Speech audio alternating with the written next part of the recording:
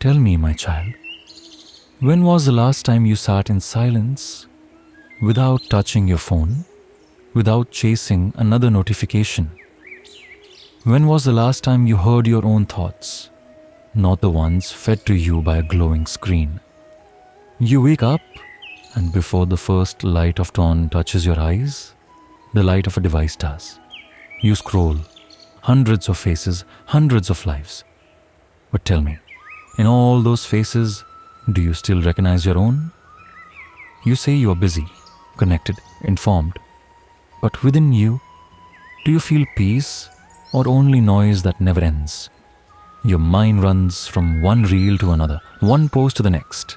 Yet at night, it whispers, "Why am I still empty?" Do you remember how it felt to simply be? To sit under the sky, to watch the wind move through the trees, to feel time flow without measuring it in views and likes? My dear one, this is not judgment, it is remembrance. For somewhere, beneath the noise of the world, your soul is still calling, softly, patiently, asking, "Will you listen to me again?" In this age, the world no longer lives under the open sky. It lives behind a glass, bright, colorful, and endless. Social media, a creation so vast that it holds every joy, every memory, every pain, and every illusion together in one glowing frame. There is no denying its light. It has united the distant. It has given voice to those unheard, opportunities to those unseen. It allows knowledge to travel faster than the wind. It can inspire, heal, and awaken the sleeping potential within humanity. A single message can carry hope across oceans. A single post can touch a heart that was about to give up. It has power, and that power is real. But like every creation born of desire, it carries two sides. One that uplifts and another that quietly consumes. What began as a means to connect has become a web that entangles. Now, people wake not to the sunrise, but to the glow of their screens. Eyes still heavy with sleep, fingers open the portals of distraction. Before the first thought of the day can rise toward the divine, the mind is already lost in streaks, reels, and notifications. The soul no longer asks, "Who am I?" It asks, "Did they reply?" The heart no longer waits for peace, it waits for attention. Snap streaks have become modern rituals, maintained not out of love but out of fear. Fear of losing connection, fear of being forgotten. And each streak that continues is celebrated, though in truth it binds the mind tighter in repetition without meaning. Then come the reels, the endless stream of motion and music. Short moments that capture the eye and steal the hour. One scroll becomes two become 20, and the night slips away unseen. The mind, once clear like a calm lake, now ripples endlessly with fragments of stories, sounds, and faces, none of which truly belong to you. You laugh, you react, you feel. But a feeling ends before it begins, and the emptiness that follows demands another scroll, another dose, and then, hidden beneath the laughter and glamour, lies another shadow, lust. The world no longer hides it. It celebrates it in subtle ways. Images, dances, words, all crafted to pull the senses outward, to ignite craving, to blur the line between admiration and desire. Slowly, what begins as curiosity becomes a habit, and what was once a habit becomes a hunger. Even when one turns away, the mind remembers what it has seen, for the eyes are gates, and whatever enters stays long within. The Gita says, when one contemplates the object of the senses, attachment arises. From attachment comes desire. From desire, anger and delusion. Social media thrives on that cycle. It shows what the mind already craves and hides what would set it free. It does not ask what you need. It feeds you what keeps you bound. And so, one becomes a silent servant of invisible masters. Algorithms that learn your desires better than you know yourself. And yet, amidst all this, it continues to promise joy. For a moment you feel loved. For a moment you feel seen. For a moment you feel as alive. But as soon as the screen darkens, silence returns. And that silence feels heavier than before. This is the illusion. The golden cage. It shines. It entertains. It connects. And yet, it traps. It replaces real touch with reaction, real voice with comment, real experience with illusion. And though it offers 1,000 ways to express, it slowly takes away the courage to feel. This is the truth of this age, my beloved. A world where man is not enslaved by kings or chains, but by his own attention. And he offers it willingly, believing he is free. When the noise finally fades, the world seems unfamiliar. The hands that once reached for the phone feel empty. The silence that fills the air feels too loud to bear.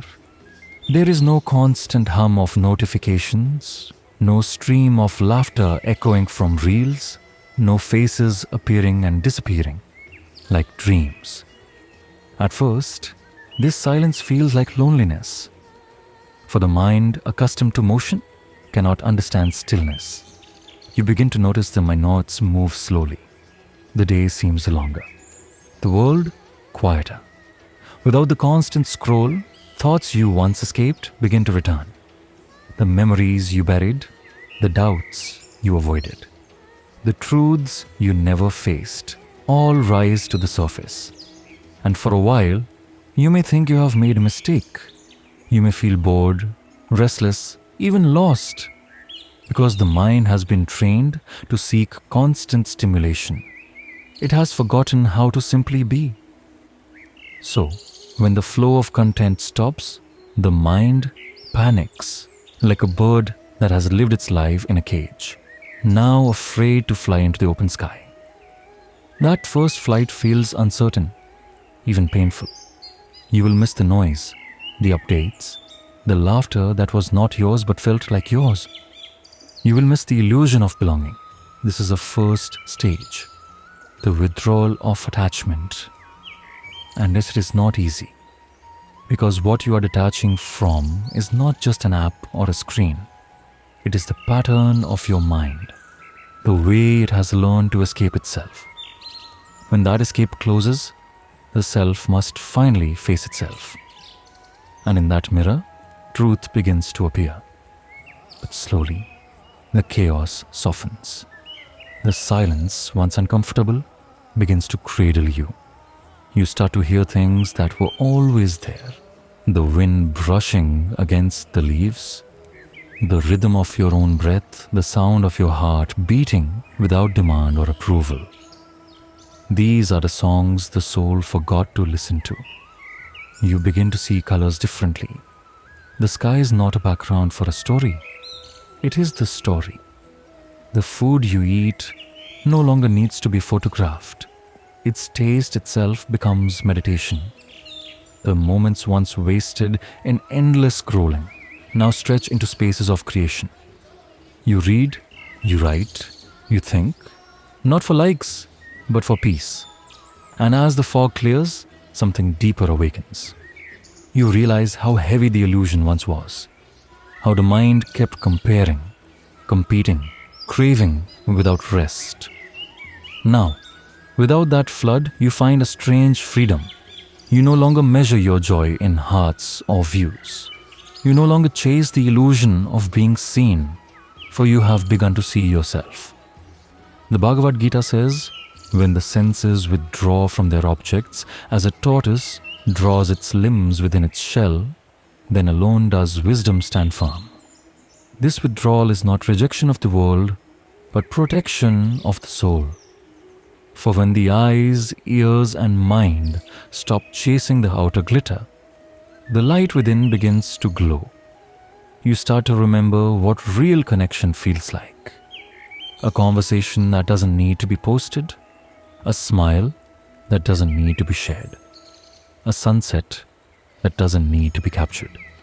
Life begins to unfold not through the screen, but through presence. You may still feel the pull of that old world. At times, you might open it again, curious, nostalgic, drawn by habit. But you will notice, it no longer holds the same power. Because once the soul tastes the peace of silence, the noise loses its sweetness. This is the beauty of detachment. Not that you give up the world, but that the world no longer owns you. The mind, once restless and scattered, begins to gather itself, and in that gathering, clarity dawns, like the first light after a long night. You begin to live again, not for attention, not for approval, but for truth. The truth of being, the truth of awareness, the truth of peace. And that is when you understand. Freedom was never about deleting an app. It was about rediscovering yourself.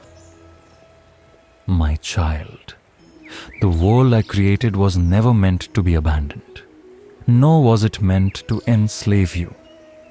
Everything in this world, even what you call social media, is a tool.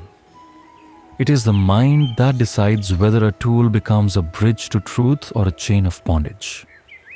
When you detach from the world entirely, thinking it is evil, you run from your own lessons. But when you drown in it, thinking it is pleasure, you lose your very self. Balance is the essence of yoga. Not withdrawal, not indulgence. Use these platforms, but do not let them use you. Share wisdom, not noise. Seek connection, not validation. Let your time online reflect your purpose, not your pain. Do not fear boredom. It is the doorway to stillness. Do not chase stimulation. It is the seed of restlessness. Instead, be present in both worlds. Let the outer world serve the inner one. Let your digital actions become extensions of your Dharma.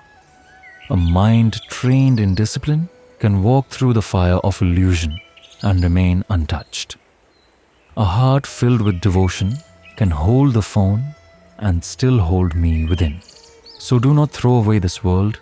Purify it with your consciousness. Scroll through beauty that uplifts. Speak words that heal. Create, not consume.